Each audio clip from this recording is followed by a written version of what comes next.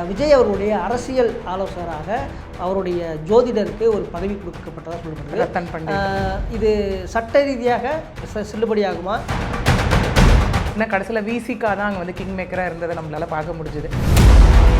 ஏன்னா அந்த காமராஜ் அவர்களே கட்சியை விட்டு நீக்கிட்டாங்க அப்படிங்கிற ஒரு அப்டேட்டும் நமக்கு வந்திருக்கு. ஏன்னா ஒரு சட்டப்பேரவையில் பேசின ஒரு விஷயம் அப்படி இல்லையா? ஏன்னா நாங்கள் இப்போ சபாநாயகர் இந்த கடிதத்தை ஏற்றுக்குவாரா? ஆனால் தற்பொழுது இந்த சிவி சண்முகம் தரப்பு தனியாக ஒரு கடிதம் கொடுத்துருக்காங்க. ஸோ அதை விஜய் அவர்கள் எடப்பாடி பழனிசாமி சந்திக்கவே இல்லை.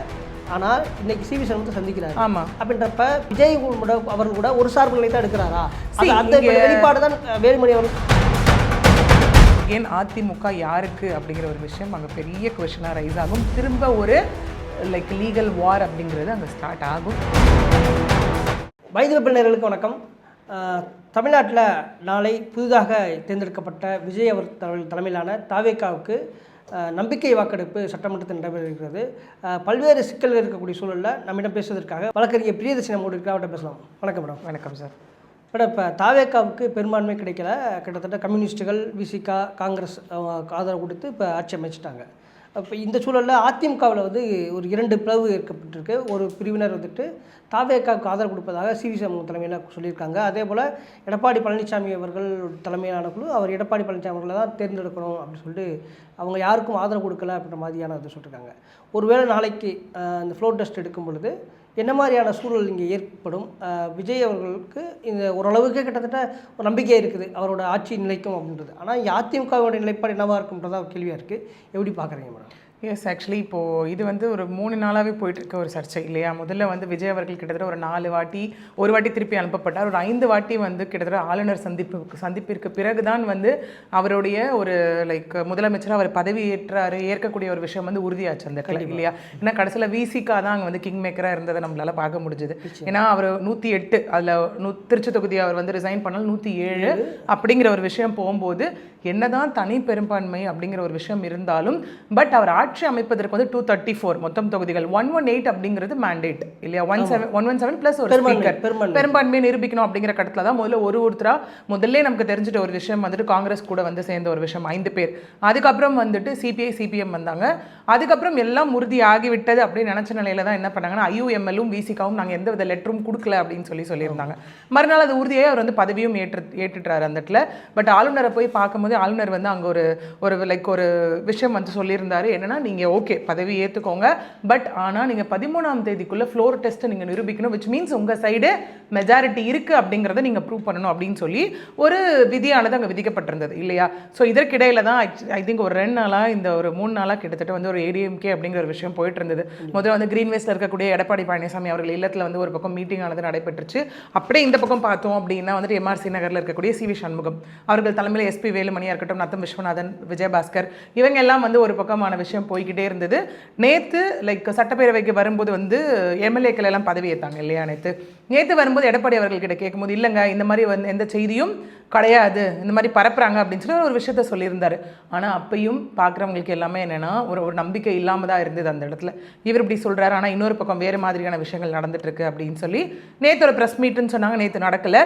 அப்புறம் அவர் என்ன சொல்ற வெயிட் அண்ட் சீன்ற மாதிரி சிவி சண்முகம் சொல்லியிருந்தார் இல்லையா? வெயிட் சி அப்படிங்கிற மாதிரி பொறுத்திருந்து பாருங்கன்னு சொல்லியிருந்தாரு. இன்றைக்கு மாலை அவங்க திரும்ப அசம்பிளிக்கு போகிறதுக்கு முன்னாடியான ஒரு ப்ரெஸ் மீட் பார்த்துருந்தோம். காலை 9:30 அசம்பிளி கூடுதுன்னா ஒரு 8:30 ஐ திங்க் 8:30 8:45 போல் நம்ம ஒன்று பார்த்துருந்தோம். என்ன அப்படின்னா அங்கே நின்று அவங்க சொன்ன ஒரு விஷயம் என்ன, தொடர் தோல்வி ஒன்று அவங்க வைத்த பெரிய வந்துட்டு ஒரு முதல் முக்கிய காரணமாக இருந்தது. 2வது முக்கிய காரணம் என்னவாக இருந்தது அப்படின்னா இதுவும் நமக்கு பேசப்பட்ட ஒரு விஷயம் என்னன்னா ஆளுநர் அங்கே வந்து திமுக அதிமுக சேர்ந்து ஆட்சி அமைக்கலாம்னா அதுக்கு வந்து அமமுகவோட கட்சியுடைய தலைவர் வந்துட்டு தினகரன் அவர்களும் வந்து நாங்கள் வந்து நீங்கள் அடுத்து இருக்கக்கூடிய எடப்பாடி பழனிசாமி அவர்கள் வந்து முதல்வராக பதவி ஏற்கணும்னு சொல்லி காமராஜ் அவர்கள் வைத்து ஒரு விஷயம் அங்கே லெட்டர் கொடுத்திருந்தாரு. இப்போ வந்திருக்க நமக்கு அப்டேட் என்ன அப்படின்னா அந்த காமராஜ் அவர்களே கட்சியை விட்டு நீக்கிட்டாங்க அப்படிங்கிற ஒரு அப்டேட்டும் நமக்கு வந்திருக்கு. ஏன்னா ஒரு சட்டப்பேரவையில் பேசின ஒரு விஷயம் அப்படி இல்லையா? ஏன்னா நாங்கள் வந்து தாவேகாக்கு ஆதரவு கொடுக்குறோம் அப்படின்னு சொல்லி அவர் பேசியிருந்தார் அந்த இடத்துல. ஸோ அப்படி இருக்கும் பட்சத்தில் இன்னைக்கு மார்னிங்லேருந்தே சொல்லப்பட்ட ஒரு விஷயம் இல்லை. இப்போ திரும்ப வந்து என்னென்னா இன்றைக்கி வந்து நிரந்தர சபாநாயகர் வந்துட்டு அப்பாயிண்ட் பண்ணப்பட்டாங்க, துணை சபாநாயகரும் அவங்க அப்பாயிண்ட் பண்ணப்பட்டிருக்காங்க. இவங்க அப்பாயிண்ட் பண்ணப்பட்ட சூழ்நிலையில் வந்து சி.வி. சண்முகம் அவர்கள் தலைமையில் நேற்றே பார்த்து ஒரு கடிதத்தை கொடுத்தாங்க அப்படிங்கிற மாதிரி மாறி மாறி இன்னைக்கு திரும்ப இபிஎஸ் அவர்கள் தலைமையில் கொடுத்தாங்க. அவரும் மீட் பண்ணியிருக்காரு அப்படிங்கிற ஒரு விஷயம். நேற்று சொல்லப்பட்ட விஷயம் என்ன அப்படின்னா, கட்சி அதாவது அவர் வந்து தங்க வைத்துட்டு இருந்த ஒரு விஷயம், அதாவது பாண்டிச்சேரியிலேருந்தே ஒரு விஷயம் பேசப்பட்டு வந்துட்டு இருந்தது இல்லையா. இவர் போய் இபிஎஸ் அவர்கள் வந்து போய் எம்எல்ஏக்கள் எல்லாம் மீட் பண்ணப்போ சி.வி. சண்முகம் அங்கே இல்லை, அவன் டெல்லிக்கு போயிட்டார், பதவி ராஜினாமா. என்னன்னு கேட்கும்போது இல்லைங்க, அவர் வந்து லைக் எம்பி பதவியை ராஜினாமா செய்வதற்காக டெல்லி போயிருக்காரு அப்படிங்கிற ஒரு விஷயம். பட் அதுலேயும் ஒரு சில கருத்துக்கள் வைக்கப்பட்டது. ஏன் இந்த டைமில் தான் அவர் போகணுமா, அப்போ அவர் வேணும்னே இதை அவாய்ட் பண்ணிட்டு போறாரா, இல்லை is that mandate for him, உடனடியாக அவர் ரிசைன் பண்ணுமான்ற நிறைய ஒரு விஷயங்கள் இங்கே விவாதங்களாக கொண்டு வைக்கப்பட்டது இல்லையா. ஸோ அப்படி இருக்கக்கூடிய சூழ்நிலையில் நம்ம பார்க்கும்போது தான் நேற்று இந்த மாதிரியான விஷயங்கள் நடந்தது. நேற்று ஒரு விஷயம் சொல்லப்பட்டது என்னன்னா, மொத்தம் 47, அதில் 30லேருந்து 32 எம்எல்ஏக்கள் வந்து சிவி தரப்புலையும், மிச்சம் இருக்கக்கூடியவங்க வந்து எடப்பாடி அவர்கள் தலைமையிலும் இருக்கு அப்படிங்கிற மாதிரி சொல்லப்பட்டது. இன்னைக்கு வந்துட்டு திரு ஓஎஸ் மணியன் பொழுது எங்கிட்ட 26 சட்டமன்ற உறுப்பினர் இருக்காங்க. இன்னொரு விஷயத்தையும் அவர் சொன்னார். ஏற்கனவே இந்த 47 எம்எல்ஏக்களும் எதிர்கட்சி அதாவது சட்டமன்ற குழு தலைவராக ஆவதற்கு எடப்பாடி பழனிசாமி கையெழுத்திட்டு இருக்க அந்த இது காப்பி வச்சுட்டு கொடுத்துருக்காங்க சொன்னாங்க. ஆமாம், இப்போ சபாநாயகர் இந்த கடிதத்தை ஏற்றுக்குவாரா? ஆனால் தற்பொழுது இந்த சி.வி. சண்முகம் தரப்பு தனியாக ஒரு கடிதம் கொடுத்துருக்காங்க. ஸோ அதை ஏற்றுக்கொள்ளணும்னு ஒரு சிக்கல் இருக்குல்ல. எஸ், இன்னைக்கு மார்னிங் ஒரு விஷயம் அகைன் சொல்லப்படுது. அந்த 23ன்னு ஒரு பார்க்கப்படுது. 30லேருந்து அப்படியே குறைஞ்சு சிவி அவர்கள் தரப்பில் 23, மிச்சம் இவங்க பக்கம் அப்படிங்கிற ஒரு விஷயம். சரி, மெஜாரிட்டி யார் சைடு இருக்காங்களோ அப்படிங்கிற ஒரு விஷயம். இன்றைக்கே நமக்கு சட்டப்பேரவை உரை அதெல்லாம் பார்க்கும்போது லைக் எதிர்க்கட்சி தலைவர்கள், அந்தந்த கட்சியினுடைய பொதுச் செயலாளர்கள், அதாவது சட்டப்பேரவை வந்து தலைவர்கள் அவங்க எல்லாமே பேசியிருந்தாங்க. எடப்பாடி பழனிசாமி அவர்கள் பேசி முடிச்சோடனே தாமாக முன் வந்து கை தூக்கினார் லைக் எஸ்பி வேலுமணி இல்லையா. அவரு அந்த இடத்துல பேசியிருந்தாரு. அவரும் சட்டசபை குழு தலைவர் சிவி அவர்கள் தரப்புல இருந்து முன்மொழிஞ்சது, அதாவது லைக் தலைவர், லைக் துணைத் தலைவர், தென் கொரோடா அவங்க தரப்புல இருந்து சொல்லப்பட்ட ஒரு விஷயம். அகைன் எடப்பாடி அவர்கள் தரப்புல இருந்து சொல்லப்பட்ட ஒரு விஷயம் வந்து அப்படி 2 பேருக்கு பேசுவதற்கு வாய்ப்பு கொடுக்கலாமா? இங்க என்னன்னு பாத்தீங்கன்னா, சட்டப்பேரவை பொறுத்த வரைக்கும் இங்க நத்திங் இஸ் டிசைடட் இட். அதுதான் ஒரு விஷயம். தாமாக அவர் முன் வந்து நான் பேசுறேன் அப்படின்னு கையை தூக்கிய ஒரு காரணத்தால அங்க வந்து பேச அனுமதிக்கப்பட்டார் இல்லையா. அந்த மாதிரி ஒரு சிச்சுவேஷன் தான் இன்னைக்கு இருந்தது. ஏன்னா இன்னும் எதுவும் யார் பக்கமும் டிசைட் ஆகாத ஒரு விஷயமாகத்தான் இது போயிருக்கு. யார் கை தூக்கிதான் பேச அனுமதிச்சிருப்பாங்களா? மோஸ்ட்லி அந்த மாதிரி நீங்கள் இந்த தலைவர்கள் அப்படின்னு போகும்போது அந்த இடத்துல ஒரு ரெஸ்ட்ரிக்ஷன்ஸ் நம்மளால பார்க்க முடியும். ஏன்னா இங்கே வந்து என்னன்னா அஜெண்டா என்னவா ஃபிக்ஸ் பண்ணப்பட்டது அப்படிங்கிற ஒரு விஷயம் தான் இருக்கு. இல்லை இன்னைக்கு இப்போ வந்து பேசுறது எப்படி பேசுறாங்கன்னா, அந்தந்த கட்சியினுடைய இப்போ எதிர்கட்சி தலைவராக இருக்கக்கூடிய உதயநிதி ஸ்டாலின் பேசினாரு. ஆமா, திமுக எல்லாருமே அந்த கட்சி தலைவர்கள் தானே எனக்கு பேசினாங்க. ஆனால் ஒரு கட்சி அதிமுகவினுடைய ரெப்ரஸன்டேட்டிவா ஏற்கனவே வந்து பொதுச் செயலாளர் இருக்கக்கூடிய எடப்பாடி பேசுறாரு. அப்படின்ற பொழுது ஒருத்தர் கை தூக்கும் பொழுது அவரை வந்துட்டு நீங்கள் பேச அனுமதிப்பது மறைமுகமாக சி.வி. சண்முகத்துக்கு ஆதரவாக இப்போ நேற்று வந்து விஜய் அவர்கள் எல்லா எதிர்க்கட்சி தலைவர்களையும் சந்திச்சார். இன்னைக்கும் ஐ திங்க் இப்போ தொடர்ந்து இருக்காரு. சி.வி. சண்முகம் எடப்பாடி பழனிசாமி சந்திக்கல. ஸோ விஜய் அவர்கள் தாவேக்கா வந்து மறைமுகமாக எடப்பாடிக்கு எதிராக செயல்படுதுன்னு சொல்லலாமா? இங்கே வந்து நீங்கள் இன்னொன்று சொல்கிற மாதிரி இதில் ஒரு பாயிண்ட் என்னன்னா, எஸ்பி வேலுமணி அவர்கள் அந்த ஆதரவு கடிதத்தை வந்து நேற்றே கொடுத்துட்டாங்க இல்லையா. இன்னைக்கு வந்து இவர் வந்து கொரோடாவா லைக் ஸ்பீக்கராக வந்து இன்னைக்கு அவர் வந்து பதவி ஏற்றிருக்காரு. நேற்று இருக்கக்கூடியவர்கிட்ட வந்து அந்த லெட்டர் கொடுத்துருந்தாங்க. அதன் அடிப்படையில் கூட பேச அனுமதிச்சிருக்கலாம். ஓகே, இன்னைக்கு அதான் 2 பேருமே கொடுத்துருக்காங்க. ஆமாம், 2 பேருமே கொடுத்துருக்காங்க. அதிமுக பொதுச் செயலாளர் சரிங்களா. அப்போ நீங்கள் ஒருத்தர் இவரை அனுமதிக்கும் பொழுது அப்போ ஒரு சார்பு நான் சொன்ன மாதிரி விஜய் அவர்கள் எடப்பாடி பழனிசாமி சந்திக்கவே இல்லை. ஆனால் இன்னைக்கு சி.வி. சண்முகத்தை சந்திக்கிறாரு. அப்படின்றப்ப விஜய் அவர்கள் கூட ஒரு சார்பு நிலை தான் எடுக்கிறாரா? அந்த வெளிப்பாடு தான் வேலுமணி அவர்களுக்கு பேச அனுமதிக்கப்பட்டது. இங்கே ஒரு சார்பு நிலைன்றதை தாண்டி யாருக்கு யாருடைய அந்த ஒரு லைக் ஃபேவரிசம் இருக்கு அப்படிங்கிறது ஒன்று இருக்கு இல்லையா, யார் ஆதரவு அப்படிங்கிற ஒரு விஷயம் இருக்கு இல்லையா. ஏன்னா இன்னைக்கு அவங்க சொல்லும் போது என்னன்னா 2 விஷயம். ஒன்று தொடர் தோல்விங்க, நாங்கள் எல்லா கூட்டத்தில் சேர்ந்து பேசலாம்னு சொன்னாங்க. கட்சி பிரச்சனை ஒன்று. ரெண்டாவது என்ன முடிவு எடுக்கணும் தானே இருக்கு. எக்ஸாக்ட்லி அதுதான் இன்னைக்கு. ஏன்னா மெஜாரிட்டி வின் பண்ணி ஒரு ஆட்சியில் உட்கார்ந்துருக்காரு போது அந்த ஆட்சி நீடிக்கணும், அதுக்கான ஃப்ளோர் டெஸ்ட் அப்படின்னு போகும்போது ரெண்டாவது விஷயம் அவங்க சொன்ன என்னன்னா, எங்களுக்கு கொள்கை எதிரியான திமுக கூடவே எங்களை கூட்டணிக்கு கூப்பிடுறாங்க, அதாவது இபிஎஸ் அவர்கள் தலைமையில் ஆட்சி அமைக்கணும் அப்படின்னு சொல்லி எங்களை கூப்பிடுறாங்க. அது எங்களை பெருசாக வந்து நெட்டில் பார்க்க வைத்தது அப்படின்ற ஒரு விஷயம் இருக்கு. பட் அதுவும் ப்ரூவ் ஆக போகுது அப்படிங்கிற ஒரு விஷயம் தான். அந்த மாதிரி ஒரு கூட்டணி, ஏன்னா இபிஎஸ் தரப்புலேருந்து அதை மறுத்திருக்காங்க இல்லையா. அதாவது அதிமுக தரப்புலேருந்து அதை மறுத்து இன்னைக்கு வந்து எடப்பாடி பழனிசாமி அவர்களால் தான் இந்த தொண்டர்களும் இந்த மக்களும் இருக்காங்க, அவரால் தான் அப்படிங்கிற மாதிரி ஒரு அறிக்கை வந்து பார்த்தோம். இந்த வாக்குகள் எல்லாமே உங்களுக்கு விழுந்த வாக்கு கிடையாது, எடப்பாடி பழனிசாமி அவருடைய ஐடென்டிட்டிக்காக விழுந்த வாக்கு அப்படிங்கிற மாதிரி சொந்த தொகுதியில் நின்று யார் யார் இது பண்ணீங்க, சி.வி. சண்முகத்தை நோக்கியும் எஸ்பி வேலுமணியை நோக்கியும் 2 கேள்விகளும் வைக்கப்பட்டிருந்தது, விமர்சனங்களும் அந்த இடத்துல வைக்கப்பட்டு இருக்கு. வட மாவட்டங்களில் தான் சி.வி. சண்முகம் பெரிய அளவு ஜெயிச்சிருக்காங்க. அதனால தான் இன்னைக்கு அவரோட கை ஓங்கிப்பட்டிருக்கு சொல்லுவோம். சப்போர்ட்டிவ் லைக் யார் ஆதரிக்கிறாங்க, யாரோட இன்ஃப்ளூயன்ஸில் இருக்காங்கன்றது ஒன்று இருக்குல்ல. ஏன்னா கட்சி ஆரம்பத்துலேருந்து இப்போ இல்லை, ஜெயலலிதா அவர்கள் காலத்திலேருந்து திரும்ப வரும்போதுலேருந்து அங்கே சி வி சண்முகம் அவர்கள் பெருசாக பேசப்பட்டார். இபிஎஸ் அவர்கள் வந்து எல்லா சட்ட முயற்சிகளையும் முன்னெடுக்கும் போது சி வி சண்முகம் அவர்களுடைய பேர் ரொம்ப அடிப்பட்டதாங்க. ஏன்னா அவர் எக்ஸ் லா மினிஸ்டர் இல்லையா இருக்கும் போது, ஸோ அவரால் ரொம்ப பெருசாக சப்போர்ட்டிவாக கொண்டு வரப்பட்ட ஒரு விஷயம், அந்த நுணுக்கங்கள் தெரியப்பட்ட ஒருவராகவும் அவர் அந்த இடத்துல இருக்கார். ஏன்னா நம்ம எந்த அளவுக்கு வந்து இபிஎஸ் அவர்கள் வந்து எல்லாத்தையும் தாண்டி ஓபிஎஸ் அவர்களை எதிர்த்து இன்னைக்கு வந்து அவர் ஒரு ஆப்போசிட் பார்ட்டியில் போய் உட்காந்துருக்காரு இல்லையா. அதெல்லாம் எதிர்த்து இந்த கட்சியை கொண்டு வந்த இபிஎஸ் அவர்களுக்கு என்ன சட்ட நுணுக்கங்கள் எல்லாமே தெரியுமோ அந்த அளவுக்கு ஈக்குவலாக கூட உறுதுணையாக இருந்த சி வி சண்முகம் அவர்களுக்கும் இங்கே தெரியும் அப்படிங்கிறது தான் விஷயமே. இப்போ இந்த அதிமுக பாஜக கூட்டணி அந்த பேச்சு நடக்கும் பொழுது கிட்டத்தட்ட முடியாது அப்படின்ற மாதிரி போகும்பொழுது ஒரு இது பொதுவாக பேசப்பட்ட ஊடகங்கள் பேசப்பட்டது, பாஜக வந்து வேலுமணி அவர்களை முன்னிறுத்தி காய் நகர்த்தும் அப்படின்ற விஷயங்களை பேசப்பட்டு செங்கோட்டையன் சொன்னாங்க. செங்கோட்டையன் டக்குனு தாவேக்க பக்கம் வந்துட்டாரு, இவர் அனுப்பப்பட்டார்ன்ற ஒரு கேள்வி கூட இப்போ சமயத்தில் ஏற்பட்டிருக்கு. ஸோ அந்த விஷயம் இப்போ தொடர்ந்து அது நீட்சியாகத்தான் இதை பார்க்க முடியுமா, இது எப்படி பார்க்குறது? சரி, இங்கே முதல்ல ஒரு விஷயம் பெருசாக, ஏன்னா நயினார் நாகேந்திரன் அவர்களை உள்ளே கொண்டு வந்ததுக்குமே ஒரு பெரிய விஷயம் அங்கே பேசப்பட்டது. எடப்பாடி அவர்களையும் இவர்களையும் சேர்த்து பேசப்பட்ட ஒரு விஷயம். அண்ணாமலை அதுக்கப்புறம் விலக்கப்பட்டதாக இருக்கட்டும், இன்னி வரைக்கும் எந்த போஸ்டிங்கும் இல்லாதா இருக்கட்டும், அப்போ இருந்து பெருசாக அடிபட்டு இருக்க ஒரு விஷயம் தான் பாஜக கூட்டணி. இன்னைக்கு சி வி சண்முகம் அவர்கள் தலைமையில் ஒரு பிரஸ் மீட் கொடுக்கும்போது அவங்களும் சொல்லியிருக்காங்க, நாங்கள் எந்த என்டிஏ கூட்டணியும் இல்லை. அதிமுக அப்படிங்கிறது நமக்கு வெளியிலேருந்து பார்க்குற ஒரு விஷயம் என்ன அப்படின்னா, அதிமுகவில் ஒரு பெரிய லைன் விழுந்திருக்கோ, விரிசல் விழுந்திருக்கோ அப்படிங்கிறது நம்ம வந்து லைக் லேமேனாக வெளிலேருந்து எல்லாருமே பார்க்கக்கூடிய ஒரு விஷயம். பட் ஸ்டில் கட்சி தரப்புலேருந்து எல்லாரும் சொல்கிற விஷயம், அதிமுக கூட்டணி உடையவில்லை அப்படிங்கிறத திரும்ப திரும்ப திரும்ப சொல்லிக்கிட்டு இருக்காங்க அந்த இடத்துல. உடையவில்லை, ஆமாம், அதிமுக உடையவில்லைன்றதா சொல்கிற விஷயம். என்னன்னா இது மாறி மாறி சொல்லக்கூடிய விஷயமா இருக்குது. நீங்கள் எடப்பாடி பழனிசாமி அவர்களை வந்து இங்கே லைக் பொதுச் செயலாளராகவும் ஒரு பக்கம் சட்டப்பேரவை தலைவராகவும் நீங்கள் ஏற்றுக்கிறீங்க அப்படின்னா, அப்போ ஏன் இந்த பிரிஞ்சு கொடுக்க வேண்டிய ப்ரெஸ் மீட்டுக்கான அவசியம் என்ன? பிரிஞ்சு தாவைக்காக்கு எங்களுடைய ஆதரவு அப்படின்னு சொல்ல வேண்டிய அவசியம் என்ன? அப்போ அது ஒட்டுமொத்த அதிமுகவும் சேர்ந்து தானே கொடுத்துருக்கணும். தாவைக்காக்கு எங்களுடைய ஆதரவு இருக்கிறது அப்படிங்கிறது 47 பேரும் கொடுத்தாங்களா, இல்லை அங்கே இருக்கக்கூடிய லைக் 2/3 ரேஷியோ ஒரு லைக் ஆஃப் ரேஷியோ கொடுத்தாங்களான்றது நம்ம பார்க்கல. இன்னைக்கு ஓஎஸ் மணியனும் அக்ரிகிருஷ்ணமூர்த்தி கொறடாவாக அவர் என்ன சொல்கிறாருன்னா, நாங்கள் வந்து நம்பிக்கை வாக்கெடுப்பில் தாவேக்காவுக்கு எதிராகத்தான் வாக்களிக்க எல்லார்ட்டையும் வலியுறுத்திட்டு இருக்கோம். ஆமாம், அப்படி ஒருவேளை தாவேக்கா ஆதரவாக வாக்களித்தால் சட்டப்படி நடவடிக்கை எடுக்கப்படும்னு சொல்லியிருக்காங்க. ஆனால் இப்போ இங்கே என்ன சிக்கல்னா, இப்போ இவங்க வந்து தாவேக்கா தரப்பு, அதாவது இப்போ இருக்கக்கூடிய ஆட்சி 2 பேரையுமே அங்கீகரித்திருக்கு. ஆமாம், எடப்பாடி பழனிசாமி அவர்களுக்கும் பேச வாய்ப்பு கொடுத்து, வேலுமணி அவர்களுக்கும் பேச வாய்ப்பு. அப்போ யாருடைய குரலை இவர்கள் எடுத்துக்கொள்வார்கள்? இப்போ ஒருவேளை சி வி சண்முகம் தரப்பு ஆதரவு கொடுத்தாலும் கூட அவர்களை வந்து இந்த கட்சி தாவல் சட்டம் அவர்களுமே பாயுமா? இவர்கள் முறையிடுவார்கள், நீதிமன்றத்துக்கோ இல்லை சட்டமன்றத்திலே முறையிடுவார்கள் எடப்பாடி பழனிசாமி தரப்பு. அதை தாவேக்கா, அதாவது இப்போ இருக்கக்கூடிய சபாநாயகர் யாருடைய குரலை எடுத்துக்கொள்வார், யாரை புறந்தள்ளுவார்? அகைன் நம்ம வந்து வெளியில் சொல்கிற மாதிரி இப்போ ஜட்ஜஸ்ன்னு வரும்போது சில டிஸ்கிரிஷனரி பவர் இருக்குன்னு நம்ம சொல்கிறோம் இல்லையா, அதே மாதிரி இங்கே ஸ்பீக்கருக்கான சில டிஸ்கிரிஷனரி பவர்ஸ் இருக்குது. ஓகே, ஏன்னா இங்கே இரண்டு தரப்புல இருந்தும், ஏன்னா நம்ம அகைன் 2 தரப்புன்னு சொல்லக்கூடியது அதிமுகவில் இருக்கக்கூடிய 2 தரப்புகளும், அதாவது எடப்பாடி பழனிசாமி அவர்கள் தலைமையிலிருந்து ஒரு தலைவர், துணைத் தலைவர், கொறடா, இவங்க ஒரு பக்கம். சி வி சண்முகம் அவர்கள் தலைமையிலிருந்து கொடுக்கும்போது இங்கே அகைன் ஒரு தலைவர், துணைத் தலைவர், கொறடா அப்படின்னு கொடுத்துருக்காங்க. கொறடாவோட வேலையே என்ன அப்படின்னா, உள்ளே இருக்கக்கூடிய லைக் அந்த அசம்பிளிக்கு உண்டான லைக் அந்த பிரின்சிபல்ஸ் எல்லாத்தையும் மெயின்டைன் பண்ணி கட்சியை ஒழுக்கமாக வழி நடத்துகிறோம், அதுதான் அவர்களுடைய வேலை இல்லையா. ஸோ முதல்ல இதில் வந்து கட்சி தாவல் சட்டம், தட் இஸ் ஆன்டி டிஃபெக்ஷன் லா அப்படிங்கிறது ஒன்று பாயுமா அப்படிங்கிற ஒரு விஷயம் இருக்கும்போது, count is not it like fixed அந்த மாதிரி தான். இல்லை லைக் 3 பங்கு இருக்குன்னா இல்லை 2க்கு மேலே இருக்கக்கூடிய பங்கு தாவனா வருமா, ஓகே, இல்லை ஒருத்தர் 2 பேர் தாவனாலே அது வருமா அப்படிங்கிற மாதிரியான ஒரு விஷயங்கள். அகேன் 2/3 மெஜாரிட்டி அதை தாண்டி போகும்போது இருக்கக்கூடிய ஒரு விஷயமா தான் இங்கே பார்க்கப்படுது.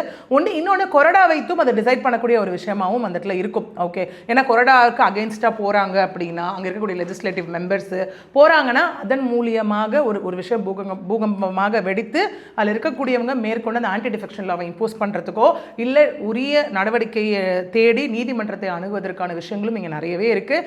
எல்லாமே நாளைய தினம் தான் வந்து டிசைட் பண்ணக்கூடிய ஒரு விஷயமாகவே இங்கே இருக்கும்.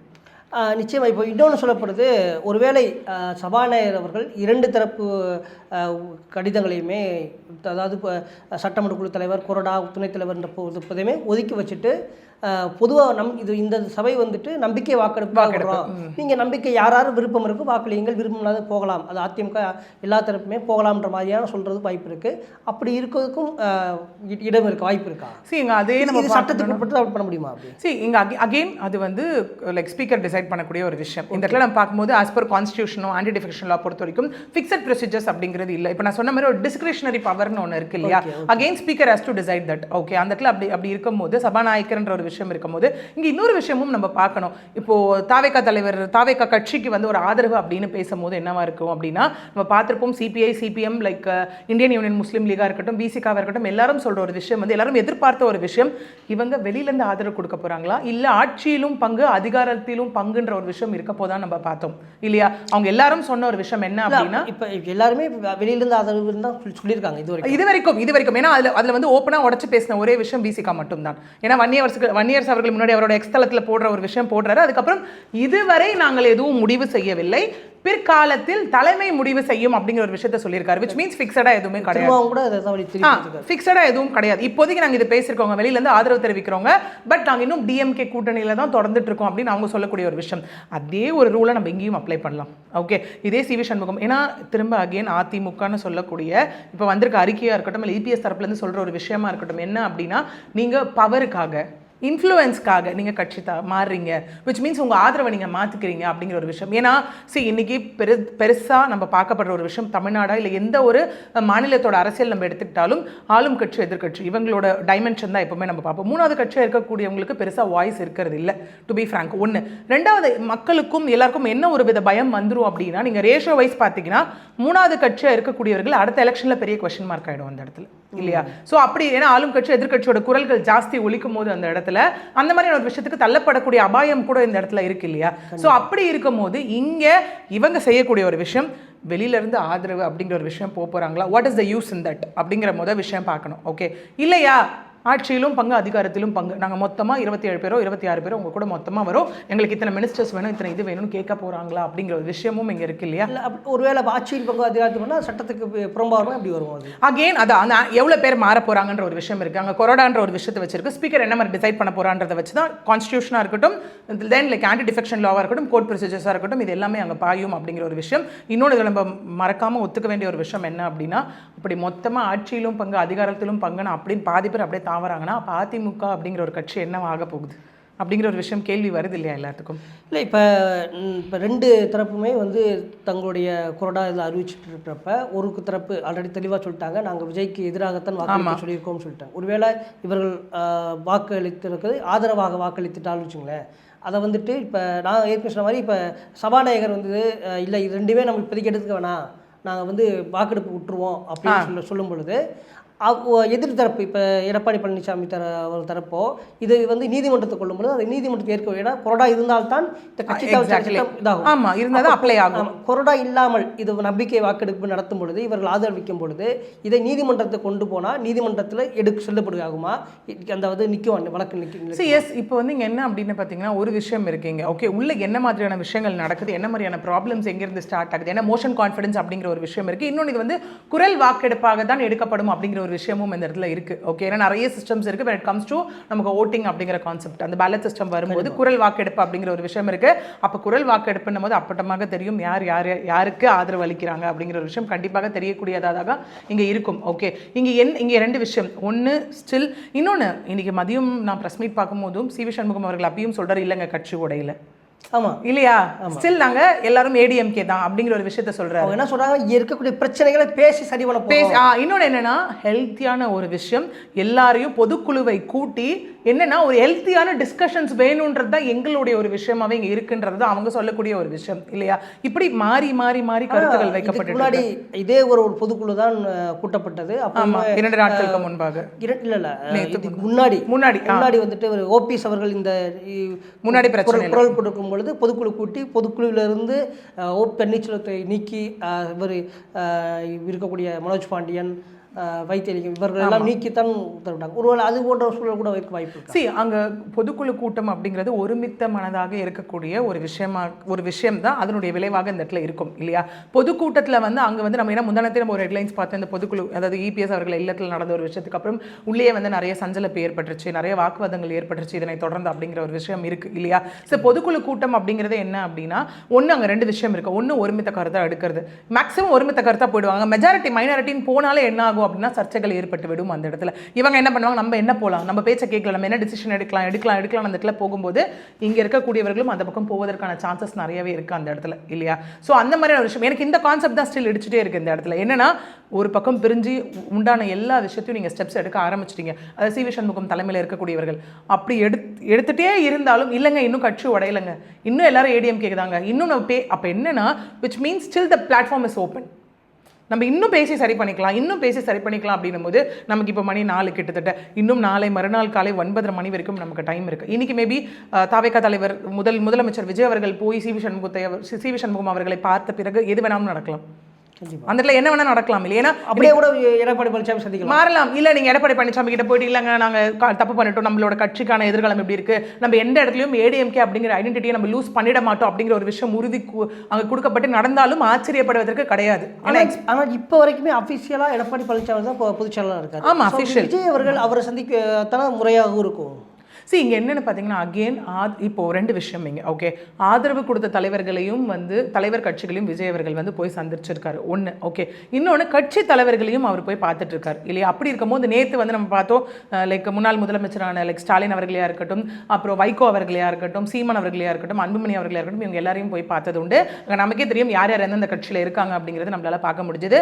அப்பயே அந்த கேள்வி எழுந்தது. ஏன்னா லைக் மார்க்சிஸ்ட் கம்யூனிஸ்ட் ஆஃபீஸ் போயாச்சு, கம்யூனிஸ்ட் ஆஃபீஸ் போயாச்சு, இன்னைக்கு காங்கிரஸ் ஆஃபீஸ்.